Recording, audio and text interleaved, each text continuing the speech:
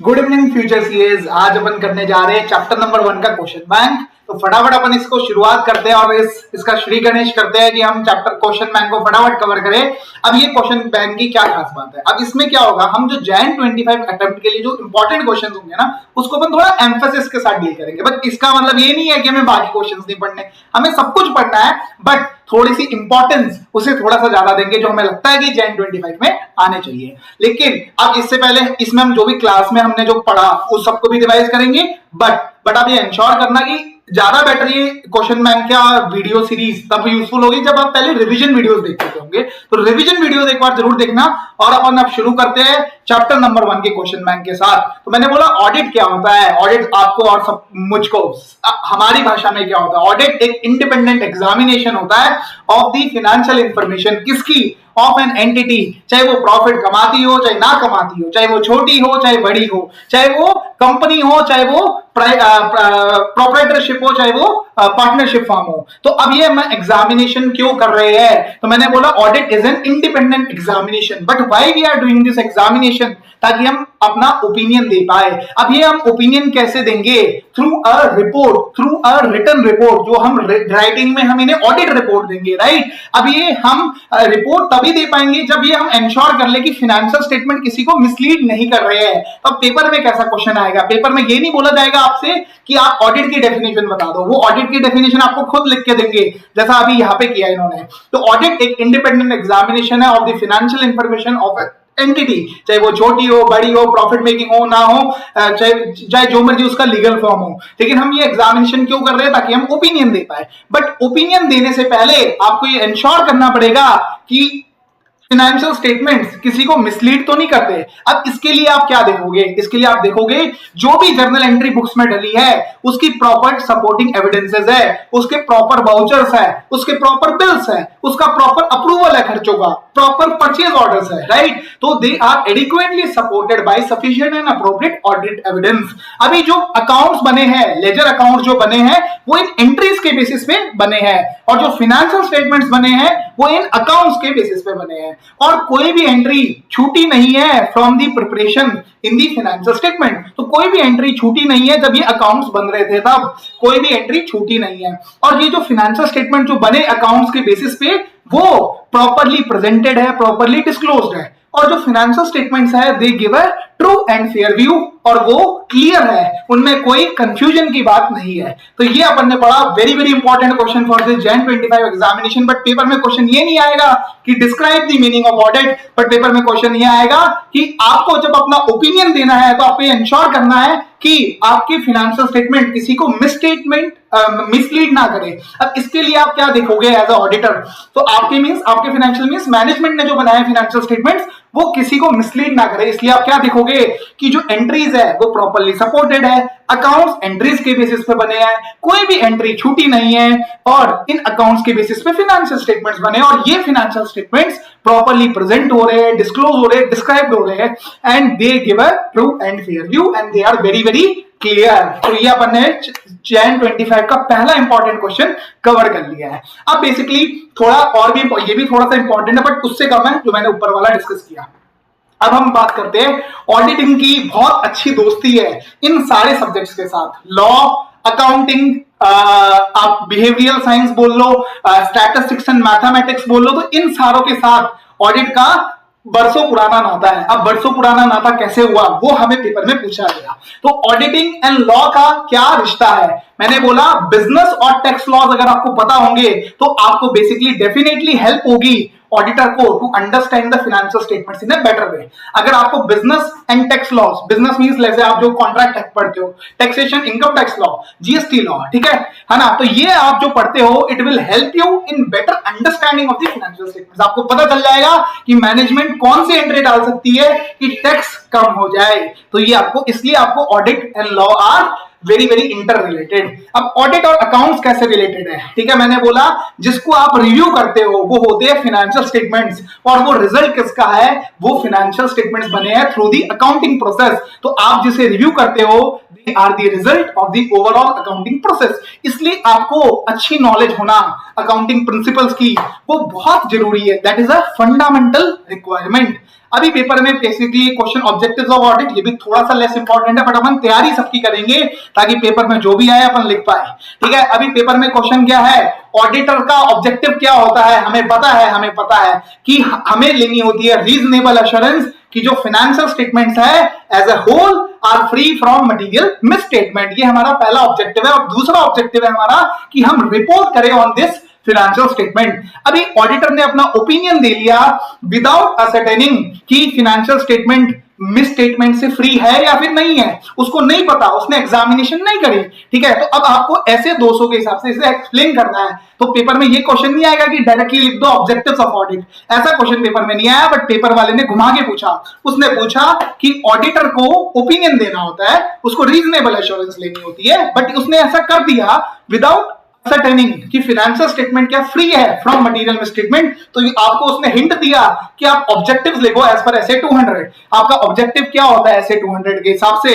तो इस वाले क्वेश्चन में पेपर वाले ने सीधा सीधा पूछ लिया कि ऑब्जेक्टिव्स बताओ of the auditor as per SA 200। तो पेपर में कोई सी भी वैरायटी आ सकती है, बट आपका दिमाग एकदम चलना चाहिए कि objective of the auditor is to obtain reasonable assurance की जो भी फाइनेंशियल स्टेटमेंट है these are free from material misstatement, चाहे मिसस्टेटमेंट एरर की वजह से हुई हो या फिर फ्रॉड की वजह से हुई हो, ताकि अपना ओपिनियन दे पाओ। एंड जो फाइनेंशियल स्टेटमेंट्स बने हैं these are in accordance with the applicable FRF. और दूसरा आपका ऑब्जेक्टिव है to report on the financial statements and साथ साथ में आप कम्युनिकेट करो आपकी जो भी फाइंडिंग्स है। अगर आपकी कोई ऑब्जर्वेशन है तो एज पर ऐसे 700 या फिर लाइक से आपको कोई इंटरनल कंट्रोल में डेफिशिएंसी मिली है तो ऐसे 265 के अकॉर्डिंग आप दो चार विद गवर्नेंस को कम्युनिकेशन करो। तो आप अपना overall objectives of the auditor क्या है, पहला ऑब्जेक्टिव है to obtain reasonable assurance, second objective is to report on the financial statements. अभी आपको रीजनेबल एश्योरेंस किस चीज की लेनी है, आपको ये लेना है कि जो फाइनेंशियल स्टेटमेंट है they as a whole are free from material misstatement. Paper में ऐसा ही क्वेश्चन आएगा कि आपको जैसे ऊपर आया कि उसने ये अपनी रिपोर्ट दे दी विदाउट असर्टेनिंग कि क्या financial statements are free from material misstatement. तो ये अपना पेपर का क्वेश्चन बन जाता है। Very very important, very very important means ऊपर वाले से कम है, जो मिसलीड वाला पड़ा था लेकिन इंपॉर्टेंट है। अभी चलते हैं स्कोप ऑफ ऑडिट। ये इस सितंबर 24 में आ गया, बट ये हमेशा से इंपॉर्टेंट है तो अपन इसको कवर करके चलेंगे। तो ऑडिट के स्कोप में क्या क्या आता है, मैंने बोला ऑडिट के स्कोप में 3 चीजें आती है। पहले आपको सारी aspects of the entity cover करने हैं which are relevant to the financial statements, है ना, जो इंपॉर्टेंट है टू द फाइनेंशियल स्टेटमेंट। और आपको जो भी अंडरलाइन अकाउंटिंग रिकॉर्ड्स है उसको भी आपको वेरीफाई करना है। So you have to verify the information contained in the underline accounting records like bills, vouchers, document. आपको ये देखना है कि जो इंफॉर्मेशन है that is reliable and sufficient for the purpose of the preparation of the FS. अपन ने भी ऊपर पढ़ा कि financial statement should not mislead anybody, उसके लिए हम देखेंगे entries are supported by the sufficient and appropriate audit evidence, right, उनकी प्रॉपर एंट्री डली है। बट आपको ये देखना पड़ेगा कि जो एविडेंसेस आपको प्रोड्यूस किए गए हैं that is reliable and sufficient, वो रिलायबल भी है एंड दीज आर सफिशिएंट ताकि ये फाइनेंशियल स्टेटमेंट्स बन पाए। और आपको तीसरी चीज देखनी है प्रॉपर डिस्क्लोजर। अब अपन इसके तीनों एस्पेक्ट्स के क्वेश्चन को कवर करते हैं। पहले अपन चलते हैं बेसिकली अपन चलते हैं कि ये अपना स्टडी मैट का क्वेश्चन है जहां पे लिखा है मैनेजमेंट बुक कह रहा है कि भाई आपकी रिस्पॉन्सिबिलिटी नहीं है अकाउंटिंग पॉलिसीज के प्रति, ठीक है। तो अभी आपकी क्या ऑडिटर की ड्यूटी है in respect of the accounting policies. तो आपको इंश्योर करना पड़ेगा कि financial statement have the proper disclosure. अभी प्रॉपर डिस्क्लोजर के लिए आप क्या चीजें देखोगे कि जो भी रेलेवेंट इंफॉर्मेशन है वो प्रॉपर्ली डिस्क्लोज हुई है। इसके लिए आपको स्टैट्यूटरी रिक्वायरमेंट को भी ध्यान में रखना पड़ेगा, जो शेड्यूल 3 की रिक्वायरमेंट है डिस्क्लोजर्स की। इसके लिए भी सितंबर 24 में क्वेश्चन आ गया कि आप बताओ कि शेड्यूल 3 के हिसाब से कौन से रेशियोज आपको डिस्क्लोज करने पड़ते हैं। तो आपको इसलिए स्टैट्यूटरी रिक्वायरमेंट को भी ध्यान में रखना पड़ेगा। आपको ये देखना पड़ेगा कि सारी रेलेवेंट इंफॉर्मेशन पेपर में डिस्क्लोज हुई है ना। एंड आपको ये देखना पड़ेगा यू हैव टू जो अकाउंटिंग पॉलिसी सेलेक्ट करी है that is proper accounting policy. Let's say accounting standard आपको चॉइस देता है फेयर वैल्यू या फिर कॉस्ट मॉडल, ठीक है।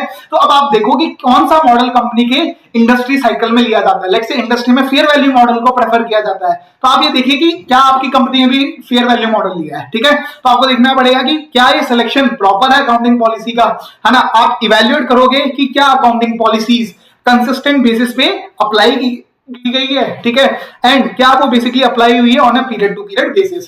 तो अभी आपको बेसिकली एज एन ऑडिटर आपकी क्या क्या रिस्पॉन्सिबिलिटी है so in relation to accounting policies. तो सबसे पहले आप इवेल्युएट करोगे the selection and the application of the accounting policies. फिर आप देखोगे क्या ये अकाउंटिंग पॉलिसी प्रॉपर है एंड क्या ये अप्लाई की गई है on a period to period basis, on a consistent basis. तो ये आपकी 3 रिस्पॉन्सिबिलिटीज है in relation to the accounting policies. But आपको ये भी इंश्योर करना है financial statement are properly disclose. इसके लिए आपको देखना पड़ेगा कि जो भी रेलेवेंट इंफॉर्मेशन है वो डिस्क्लोज हुई है, all the statutory requirements with respect to disclosures has been complied with. इसमें आपको देखना पड़ेगा इंडेस के भी डिस्क्लोजर आ रहे हैं, अकाउंटिंग स्टैंडर्ड्स के भी डिस्क्लोजर आ रहे हैं, साथ साथ में जो शेड्यूल 3 डिवीजन 1 डिवीजन 2 के भी डिस्क्लोजर्स है वो भी आए। अब बेसिकली आप ये देखो, ये पेपर स्टडी मैट का क्वेश्चन है जिसमें बेसिकली गुड डीड्स लिमिटेड जो है ना, उनके पास एक नोटिस आया, ठीक है, नेशनल ग्रीन ट्राइब्यूनल का। इन्होंने कुछ एनवायरमेंटल रेगुलेशंस को कंप्लाई नहीं किया है और इनके ऊपर मॉनेटरी पेनल्टी लगाई गई है। अभी एंटिटी ने इस नोटिस का रिप्लाई नहीं दिया, ठीक है। अब ऑडिटर कह रहा है कि भाई इसको नोट्स टू अकाउंट्स में डालो। अब एंटिटी का मैनेजमेंट बोल रहा है भाई ये तो आपके स्कोप में ही नहीं है, आप ये कौन से नोटिस वोटिस देखने लगे, एनवायरमेंटल लॉस का थोड़ी ना देखते रहोगे आप। तो अब आप बताओ कि क्या proper disclosure of financial information is within the scope of audit or not? तो जवाब है हाँ, all the relevant information should be appropriately disclosed in the books of account। तो ये स्कोप में है।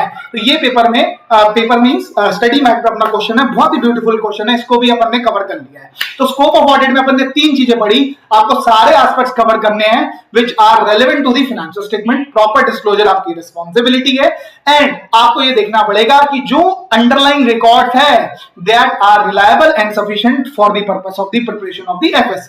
अभी आप कवरेज करोगे of all the aspects of an entity which are relevant to the financial statement. तो क्या जो ऊपर वाला जो नोटिस आया था, क्या it is relevant to the financial statement? तो जवाब है हाँ, इट इज रेलेवेंट। तो अब आपको एक तरीके से देखो तो this is like a contingent liability, तो आपके लिए रेलेवेंट है टू द फाइनेंशियल स्टेटमेंट, इसलिए this is within the scope of the audit and proper disclosure of the financial information is also within the scope of the audit. अभी अपन बात करते हैं accounting records, these are reliable and sufficient basis for the preparation of the financial statement. इसके लिए आप क्या देखोगे, आप कैसे इंश्योर करोगे कि जो अंडरलाइंग अकाउंटिंग रिकॉर्ड्स है these are reliable and sufficient? इसके लिए आप क्या करोगे, आप असेसमेंट करोगे, you will study and assess the accounting systems, the controls in place, and you will carry out the appropriate procedures। आप inquiries, procedures अपने perform करोगे, inspection, re-performance, recalculation परफॉर्म करके आप देखोगे कि भाई जो अंडरलाइन अकाउंटिंग रिकॉर्ड्स है that is reliable and sufficient for the purpose of the preparation of the financial statement. तो स्कोप ऑफ ऑडिट में तीन चीजें आती है, अपन ने इसको कवर कर लिया, ठीक है। अभी लालजी भाई ने शेयर लिए और सोच रहे भाई इसका ऑडिट हुआ था तो अब क्या है, मेरा शेयर हमेशा बढ़ता ही रहेगा, तो क्या आपके स्कोप में आता है? तो जवाब है नहीं, ये आपका स्कोप नहीं है। आपने क्या बोला, financial statements are free from material misstatement, ये आपका ऑब्जेक्टिव्स है। बट शेयर का प्राइस भाव ऊपर नीचे जाता है on the basis of demand and supply, on the basis of the order book of the company. तो क्या आपका सेफ्टी, आपका कैपिटल की सेफ्टी गारंटी कर रहे हो? तो जवाब है नहीं। And audit does not provide the assurance to the investor in shares regarding the safety of his money. उसके कैपिटल के बारे में हम कोई ओपिनियन नहीं दे रहे, हम बस ये दे रहे हैं कि financial statements are free from material misstatements whether due to fraud और एरर। ये हमने पढ़ा ऐसे 200 का ऑब्जेक्टिव्स, है ना। तो ये आपको स्कोप में भी अपन ने वापस से रिवाइज कर लिया। ऑडिट वर्सेस इन्वेस्टिगेशन, ये ब्यूटीफुल क्वेश्चन सितंबर 24 में आ चुका है। तो अब बेसिकली लास्ट अटेम्प्ट तक ये बड़ा इंपॉर्टेंट क्वेश्चन था, बट शायद जैन 25 में शायद इतना इंपॉर्टेंट ना हो। बट इंस्टीट्यूट क्या करता है, कई बार बच्चों के साथ मजे लेने के लिए सेम क्वेश्चन पूछ देता है जो पिछले अटेम्प्ट में पूछा गया था, ताकि बच्चा भी कंफ्यूज हो जाए। इसलिए अपन इसको भी तैयार करते हुए चलेंगे। तो ऑडिट और इन्वेस्टिगेशन के अंदर क्या फर्क है? तो मैंने बोला इन्वेस्टिगेशन एक क्रिटिकल एग्जामिनेशन होता है of the financial information of an entity with a special purpose. आप ऑडिट इन्वेस्टिगेशन में आप क्रिटिकली एग्जामिन करते हो, ठीक है, बहुत इंपॉर्टेंस के साथ चीजें देखते हो। अब अभी सीए को बोला गया कि आप चेक करो कि क्या फ्रॉड है या नहीं है, तो ये क्या ये ऑडिट है? तो जवाब नहीं, it's a critical examination of the accounts of a company with a special purpose. तो ये इन्वेस्टिगेशन के नेचर का है। एंड अब बेसिकली सेम पेपर में ये हमारा स्टडी मैट का क्वेश्चन है, जहां पे पूछा गया कि आग लगी, ऑडिटर को बोला गया कि भैया तू देख कितने के एसेट्स पड़े थे जिस दिन आग लगी, है ना, आप बुक्स ऑफ अकाउंट्स को देख और देख कितने के एसेट्स पड़े थे, ठीक है। तो अब आप बेसिकली अब उसको बोला गया कि भाई तू इसके ऊपर ही रिपोर्ट कर। You are required to conduct a critical examination of the accounts of a company with a special purpose. तो it's a nature of the investigation. Audit और इन्वेस्टिगेशन के बीच का डिफरेंस क्या है ना, ये भी सेम क्वेश्चन है। अब बेसिकली ये वाला क्वेश्चन सितंबर 24 में पूछा गया। अब बेसिकली इसमें क्या पूछा गया, अभी मैनेजमेंट बोल रही है कि आप अपने एंगेजमेंट लेटर में पॉइंट डालो कि आप रिस्पॉन्सिबल हो फॉर डिटेक्टिंग दी फ्रॉड्स। तो अभी मेरे स्कोप ऑफ ऑडिट में ये नहीं आता कि मैं फ्रॉड को डिटेक्ट करूं, this is not in my scope of audit. अपन चलते एक बार अपन अपना जो भी समरी चार्ट था जो अपन ने चैप्टर 1 के नोट्स में पढ़ा था, तो स्कोप ऑफ ऑडिट को फटाफट अपन रिवाइज भी कर लेते हैं। तो मेरे स्कोप ऑफ ऑडिट में क्या नहीं आता, फिनेंशियल स्टेटमेंट्स को बनाना मेरा स्कोप नहीं है, ठीक है ना। अब मैं मेरे से ये एक्सपेक्ट नहीं कर सकते कि मैं बिल्डिंग की लाइफ असेस कर दूं, है ना। मैं I am not an expert into the authentication of documents, और मेरे से आप ये एक्सपेक्ट नहीं कर सकते कि मैं इन्वेस्टिगेशन के नेचर का प्रोसीजर परफॉर्म करूं, ताकि क्योंकि मेरे पास स्पेशल पावर्स नहीं होती है। तो पेपर में सेम क्वेश्चन पूछा गया और पेपर में इसका आंसर यही आना था कि investigation is a critical examination of the accounts with a special purpose. अभी आपको लग रहा है कि भाई फ्रॉड हुआ है और आपने ऑडिटर को स्पेशली एंगेज किया है, तो it takes the nature of a investigation. Investigation में आपके पास बहुत अच्छी पावर्स होती है, like search and seizure, specific legal powers होती है। आप किसी को बोल सकते हो कि भाई जो भी कहूंगा वो सत्य कहूंगा, सत्य के अलावा कुछ नहीं कहूंगा। ऐसी पावर्स आपके पास ऑडिट में नहीं होती है। तो सर्च एंड सीजर, विटनेस को आप ओथ पे ओथ दिलवा सकते हो, ऐसी पावर्स आपके पास ऑडिट में नहीं होती है। अभी ऑडिट की क्या क्या कमियां हैं, इनहेरेंट लिमिटेशंस ऑफ ऑडिट, अपन ने 5 पॉइंट्स पढ़े थे। Nature of financial reporting, nature of audit procedures, ये इन्वेस्टिगेशन की तरह नहीं है। आपकी इंफॉर्मेशन की जो रिलायबिलिटी है वो कम हो जाती है समय के साथ। हो सकता है अगर आप ऑडिट रिपोर्ट अपनी नहीं दे पा रहे जल्दी से जल्दी, तो उस इंफॉर्मेशन की जो रेलेवेंस है वो कम होती जा रही है। एंड हो सकता है कि नोकिया आज चल रहा था बट फ्यूचर में जाके बंद हो गया, तो auditor does not guarantee that an entity will continue till infinity because future events might affect, है ना। तो these are the inherent limitations of audit. अभी पहले अपन बात करते हैं नेचर ऑफ फाइनेंशियल रिपोर्टिंग का पहला क्वेश्चन के ऊपर। तो बेसिकली अगर आप देखो तो इस वाले में बेसिकली क्या हुआ, अभी जीएसटी बेसिकली इसने क्या किया, इसने पेमेंट कर दी और बेसिकली फेक परचेजेस की पेमेंट कर दी। अभी जो मैनेजमेंट है वो बोला यार ऑडिटर ने चेक ही नहीं किया प्रॉपर ने। अब ऑडिटर ने प्रॉपर देखा कि जीएसटी में भी परचेज सामने वाले ने सेल दिखाई है, मतलब मेरे परचेज है, उसकी प्रॉपर पेमेंट भी हुई है, प्रॉपर इनवॉइस भी है, परचेज ऑर्डर भी रेज हुआ। बट अब ऑडिटर को ब्लेम कर रहा है मैनेजमेंट कि भाई तुमने इसको ढंग से नहीं किया, ठीक है। अब हुआ क्या था बेसिकली इसमें, अगर आप देखोगे तो इन्होंने जीएसटी पोर्टल पे भी देखा, इन्होंने सबमिट दे दिया। अब परचेज मैनेजर जो रिस्पॉन्सिबल था प्रोक्योरमेंट के लिए, वो फेक परचेजेस वैल्यू कर रहा था, बुक कर रहा था by colluding with the unethical dealers. तो मतलब purchase department and the accounts department both colluded, ठीक है।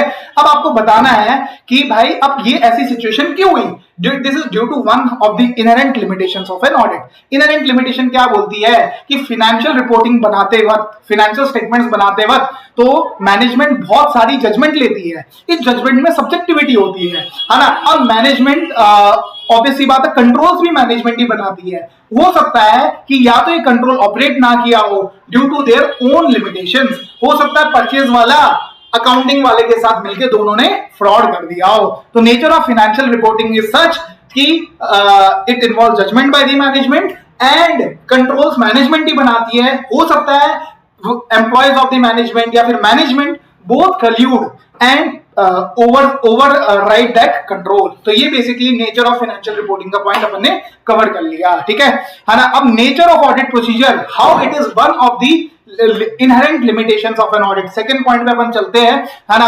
ऑब्वियसली बात है, ये तो सिंपल सारी इनहेरेंट लिमिटेशंस लिखनी है आपको, इसमें सारी इनहेरेंट लिमिटेशंस आएगी। आरटीपी का क्वेश्चन है और ये वाला जो है वो भी नेचर ऑफ ऑडिट प्रोसीजर्स के ऊपर क्वेश्चन है।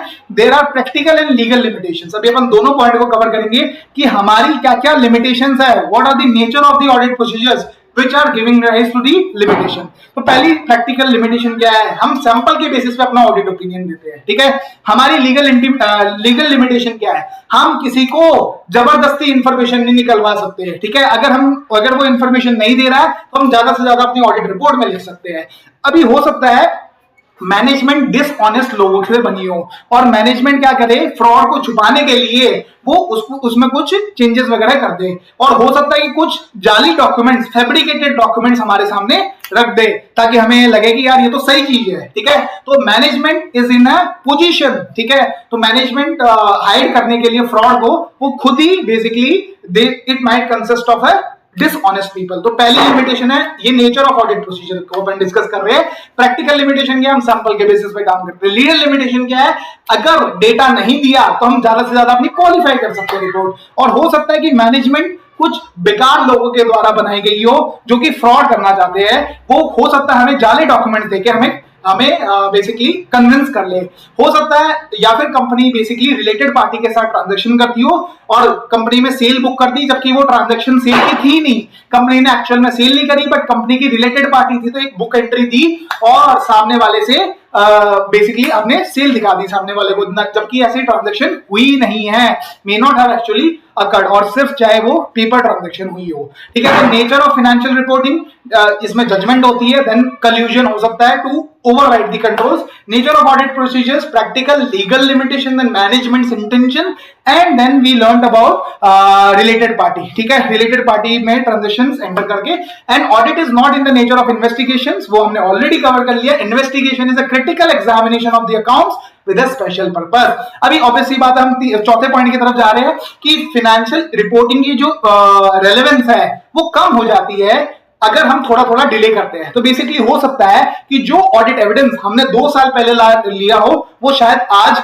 रिलायबल एविडेंस ना हो, तो relevance of the information decreases over time and therefore a balance has to be struck. तो आपको दोनों के बीच में बैलेंस बनाना पड़ेगा कि क्या एविडेंस लूं कि मेरा फटाफट काम हो जाए। ठीक है, तो reliability of the information and cost, दोनों के बीच में आपको प्रॉपर बैलेंस बनाना पड़ेगा। तो मान लो आपने 2 साल पहले जो एविडेंस लिया था शायद वो तीसरे ऑडिट में जाके वैलिड ना रहे, बट आपने मैनेजमेंट से पूछा ही नहीं। ठीक है, तो हो सकता है कि आपका ऑडिट का जो ओपिनियन है that might basically be wrong. तो बेसिकली कहने का मतलब क्या है कि आपको हर चीज की, जैसे ऑडिट लिस्टेड कंपनी के केस में आपको ऑडिट कितने दिन में करना पड़ता है, 60 दिन के अंदर अंदर आपको ऑडिट करना पड़ता है। अगर आपने नहीं किया तो आपकी जो फाइनेंशियल रिपोर्टिंग की जो क्वालिटी है, जो टाइम, वो इंफॉर्मेशन की रिलायबिलिटी खत्म हो जाएगी ना। अगर आप 60 दिन में ऑडिट नहीं करके दे रहे तो लिस्टेड कंपनी के शेयर होल्डर्स क्या करेंगे फिर। ठीक है, तो ऐसा हो सकता है इनहेरेंट लिमिटेशंस ऑफ ऑडिट, है ना।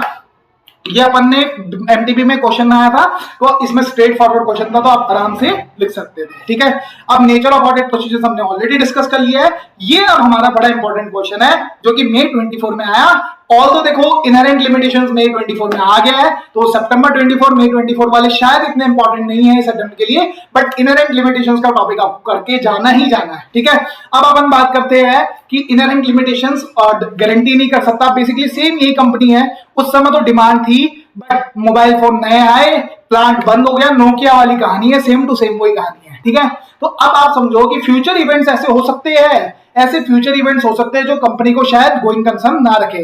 तो फ्यूचर इवेंट्स की रिस्पॉन्सिबिलिटी ऑडिटर की नहीं है, and it is one of the inherent limitations of the audit. ठीक है, अभी ऑडिट के क्या क्या फायदे हैं, तो ऑडिट के तो बहुत सारे फायदे हैं, तो आपको बस फायदे लिखने हैं। स्ट्रेट फॉरवर्ड क्वेश्चन पेपर में आ सकता है आपके सामने कि भाई बताओ कि अभी ऑडिट कंपनी करवाना चाह रही है, भले ही ये कंपलसरी नहीं है तब भी वो करवाना चाह रही है क्योंकि कुछ फायदे हैं, आप उन फायदों को लिखो।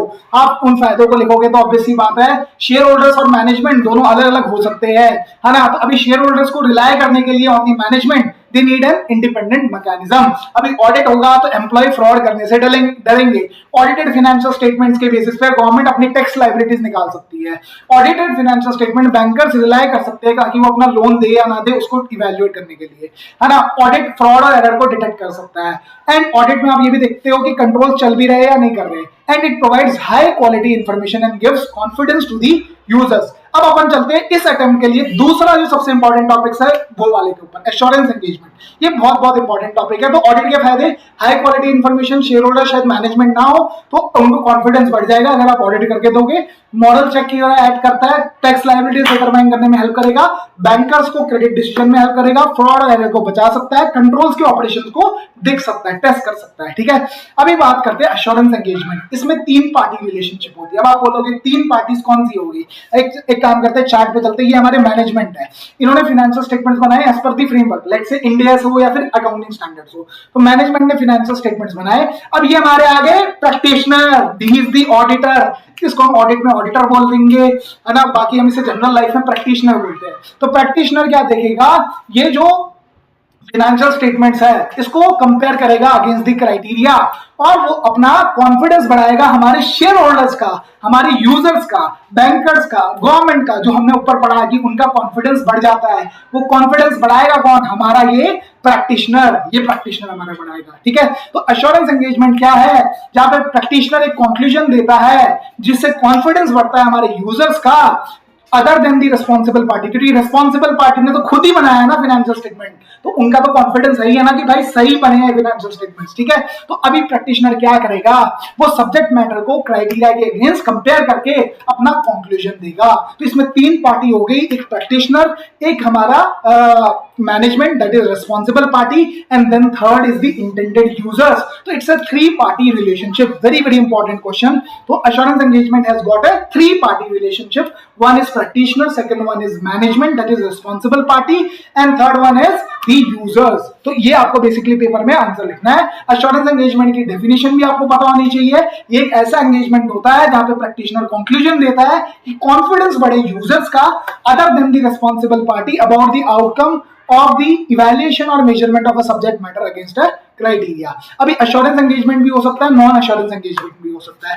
नॉन assurance का आप एग्जांपल पहले कवर करते हैं। लेट से आपको क्या करना है, सिर्फ और सिर्फ लेट से आपको फाइनेंशियल स्टेटमेंट्स को कंपाइल करके अपना रिपोर्ट देनी कि भाई मैंने सिर्फ इसको फाइनेंशियल स्टेटमेंट्स को बनाया है, तो it's a non assurance engagement। क्योंकि आप यूजर्स का कॉन्फिडेंस नहीं बढ़ा रहे, आप उसको ये नहीं बोल रहे कि ये सही है। ठीक है, तो बेसिकली ये compilation is a type of a non assurance engagement, या फिर अग्रीड अपॉन प्रोसीजर्स कि भाई मैं तो यही करूंगा, मैं तो सिर्फ और सिर्फ फिजिकल वेरिफिकेशन करूंगा। ठीक है, मैंने यही 4 स्टेप्स फॉलो करूंगा। सबसे पहले इन्वेंटरी की लिस्ट लूंगा, उसको फिजिकली वेरीफाई करूंगा, तो ये हो सकता है, it's a type of a non assurance engagement. Assurance में क्या आ सकता है? Audit, review, prospective financial information जो कि फ्यूचर होंगे, फ्यूचर के फाइनेंशियल स्टेटमेंट कि भाई फ्यूचर में हमारी बैलेंस शीट दिखेगी कैसे, या फिर इंटरनल कंट्रोल्स के ऊपर ओपिनियन। अभी देखो अपन ने क्लास में पढ़ा था कि low level and absolute level ये पॉसिबल नहीं है। ठीक है, अभी नो एश्योरेंस हम किस में देते हैं? कंपाइलेशन, हमने सिर्फ बैलेंस शीट बनाई है ना, या फिर अग्रीड अपॉन प्रोसीजर, जहां पे मैं बोलूंगा मेरे को ये 4 चीजें करनी है और मैंने वही 4 चीजें करके दे दी। ठीक है, अभी रीजनेबल एश्योरेंस आप किस में देते हो? ऑडिट में देते हो, या फिर कंट्रोल्स का जो ये एसईज वाला, एसई के हिसाब से कंट्रोल्स के ऊपर ओपिनियन होता है ना, उसमें आप देते हो। ठीक है, अभी आप जो भी रिव्यू या फिर प्रोस्पेक्टिव फाइनेंशियल इंफॉर्मेशन होते हैं जो कि फ्यूचर के है, उसमें तो अपन रीजनेबल कैसे देंगे भाई, फ्यूचर का है ना वो, तो वहां पे हम देते हैं मॉडरेट या फिर लिमिटेड एश्योरेंस। तो मैंने बोला limited assurance is a lower level of assurance than the reasonable assurance, but it's not a low level of assurance. Low level means zero assurance, वो हम देते ही नहीं है। ठीक है, तो वो हमारा नो एश्योरेंस वाला एग्जांपल हो गया कंपाइलेशन या फिर अग्रीड अपॉन प्रोसीजर्स। तो प्रोस्पेक्टिव फाइनेंशियल इंफॉर्मेशन में ऑडिटर की क्या ड्यूटी है कि जो भी प्रोस्पेक्टिव मींस जो फ्यूचर के फाइनेंशियल स्टेटमेंट्स हैं, तो इसमें आपको देखना पड़ेगा कि जो अजम्पशन के ऊपर जिसमें बने हैं वो अनरीजनेबल तो नहीं है, वो प्रॉपर्ली डिस्क्लोज हुई है, एंड फाइनेंशियल इंफॉर्मेशन में प्रॉपर्ली बनाए गए on the basis of such assumptions. ठीक है, अभी क्वालिटीज ऑफ ऑडिटर के ऊपर मतलब हमने एश्योरेंस एंगेजमेंट में पढ़ा 3 पार्टी रिलेशनशिप है, one is the practitioner, second one is the responsible party, and third one is the intended users. 2 type के एंगेजमेंट्स हो सकते हैं, assurance and non assurance. Non assurance का हमने एग्जांपल पढ़ा compilation and agreed upon procedures. Assurance का example पढ़ा audit, review, prospective financial information, control, internal controls के ऊपर ओपिनियन। ऑडिट और इंटरनल कंट्रोल्स में हम देते हैं reasonable assurance, reviews and prospective financial information में हम देते हैं limited assurance. Limited assurance is a lower level of assurance than the reasonable assurance, but it is not a low level of assurance. Low level of assurance अपन दे नहीं सकते, या तो हमें मॉडरेट देना पड़ेगा या फिर हमें रीजनेबल देना पड़ेगा। अभी प्रोस्पेक्टिव फाइनेंशियल इंफॉर्मेशन में आपकी क्या ड्यूटी है? आप ये देखो कि अजम्पशंस क्या अनरीजनेबल तो नहीं है। पता चला रेवेन्यू पास में ग्रो किया 10% के हिसाब से, बट आप कह रहे हो 50% के हिसाब से ग्रो करेगा, तो assumptions are not unreasonable, assumption properly disclose की गई है, एंड फाइनेंशियल इंफॉर्मेशन इन्हीं assumption के बेसिस पे बने हैं। यहाँ पे आप क्या दोगे? मॉडरेट लेवल ऑफ एश्योरेंस, है ना। अब पेपर में आ सकता है, हमारे लॉर्ड जस्टिस लिंडले ने बोला था कि हमारा ऑडिटर कैसा हो, हमारा ऑडिटर ऐसा हो जिसमें अंदर ये क्वालिटीज हो। ठीक है, वो ऑनेस्ट होना चाहिए, वो टेम्परामेंट वाला होना चाहिए, उसकी जजमेंट अच्छी होनी चाहिए, उसका दिमाग एकदम क्लियर होना चाहिए, एंड वो बंदा रिलायबल होना चाहिए, उसके अंदर अपने कल्चर के प्रति प्यार होना चाहिए, हमारे देश के प्रति प्यार होना चाहिए, इस प्रोफेशन के प्रति प्यार होना चाहिए, और उसकी इंडिपेंडेंस होनी चाहिए, उसको बहुत तगड़ी नॉलेज होनी चाहिए, एंड उसके अंदर बेसिक ह्यूमन क्वालिटीज होनी चाहिए, एम्पैथी होनी चाहिए, सिंपैथी होनी चाहिए, एंड और जो भी बिजनेसमैन को बनने के लिए क्वालिटीज चाहिए वो सारी की सारी क्वालिटीज एक ऑडिटर के अंदर होनी चाहिए। अभी एसेज और एसआरईज का बहुत सारे एग्जांपल देने हैं, तो एसेज अपन ने पढ़ता लगता है ऑडिट पे, एसआरई किस पे लगता है, रिव्यू पे, ठीक है। तो अपन ने एसएज लगता है हमारे ऑडिट पे, एसआरईज लगते हैं हमारे रिव्यू पे। तो स्टैंडर्ड्स में एसएज आप में क्या दोगे, रीजनेबल एश्योरेंस, एसआरई में आप क्या दोगे, मॉडरेट एश्योरेंस, ठीक है, लिमिटेड एश्योरेंस। अभी लेकिन दोनों में सिमिलरिटी क्या है, आप दोनों में ही हिस्टोरिकल फाइनेंशियल इंफॉर्मेशन के ऊपर ओपिनियन दोगे, प्रोस्पेक्टिव फाइनेंशियल इंफॉर्मेशन पे नहीं दोगे, क्योंकि वहां पे लगेगा स्टैंडर्ड ऑन एश्योरेंस एंगेजमेंट्स, और इंटरनल कंट्रोल्स के ऊपर भी आप ओपिनियन नहीं दे रहे। तो audits and reviews are both on the historical financial information, but SAEs are on the information other than the historical financial information, या तो चाहे वो कंट्रोल्स हो या फिर वो प्रोस्पेक्टिव फाइनेंशियल इंफॉर्मेशन हो। तो ये अपन ने पढ़ा। एसएस के एग्जांपल ऐसे 200, 230, 500, 700। एसआरईज के एग्जांपल है एसआरई 2400, 2410। तो ये एग्जांपल्स हो सकते हैं। ऑडिट और रिव्यू के बीच में फर्क क्या है, ऑडिट रीजनेबल एश्योरेंस है, रिव्यू लिमिटेड एश्योरेंस है।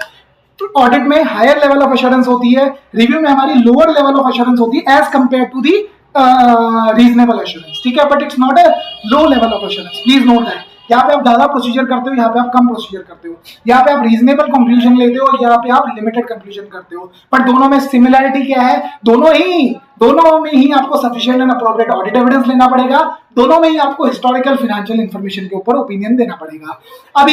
अभी सीएपी, ये स्टडी मैट का क्वेश्चन है, इंपॉर्टेंट क्वेश्चन है, इसलिए मैं आपको पढ़ा रहा हूँ।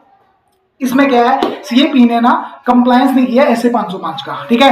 अब वो पूछना चाह रहा है कि भाई मेरी क्या ड्यूटी है अगर मैं कोई स्टैंडर्ड को अप्लाई ना करूं, ठीक है। तो अभी आपको ऑब्वियस ही बात है, ऑल्टरनेटिव प्रोसीजर करना पड़ेगा। अगर आपने कोई स्टैंडर्ड ऑन ऑडिट नहीं लगाया तो आपको अपनी रिपोर्ट में भी बताना पड़ेगा, ठीक है। तो आपको इसको डॉक्यूमेंट भी करना है, आपकी रिपोर्ट में भी लिखना है कि आप ये प्रोसीजर नहीं कर पाए, एंड आपने क्या ऑल्टरनेटिव प्रोसीजर किया जिसने इस स्टैंडर्ड के द्वारा जो पर्पस था, जो ऑब्जेक्टिव था, उसको अचीव किया। तो बेसिकली आपको 3 चीजें करनी है। इस 3 चीजों को अपन फटाफट इस चार्ट के थ्रू रिवाइज कर लेते हैं। ये हमारा चार्ट है ना। तो आपको ये बताना पड़ेगा क्या ऑल्टरनेटिव प्रोसीजर किए, आपने क्या डिपार्चर किया, ठीक है ना। एंड उसको आपको डॉक्यूमेंट करना है कि क्यों आपने ये डिपार्चर किया, एंड आपको रिपोर्ट में लिखना है कि भाई आपको ये डिपार्चर करने की क्या जरूरत पड़ी, ठीक है। आपको ये दिखाना पड़ेगा कि भाई मैं ये डिपार्चर कर चुका हूं from the accepted globally auditing standard, ठीक है। तो आपको पहले ये बताना पड़ेगा कि why there was a departure and your report should disclose this thing, and you have to document the alternative procedures performed to achieve the same purpose of this procedure. So this was all about chapter number 1 question bank. We have covered all the things and hope you guys have liked it. Do subscribe to this channel and stay connected for more such updates. Thank you and bye.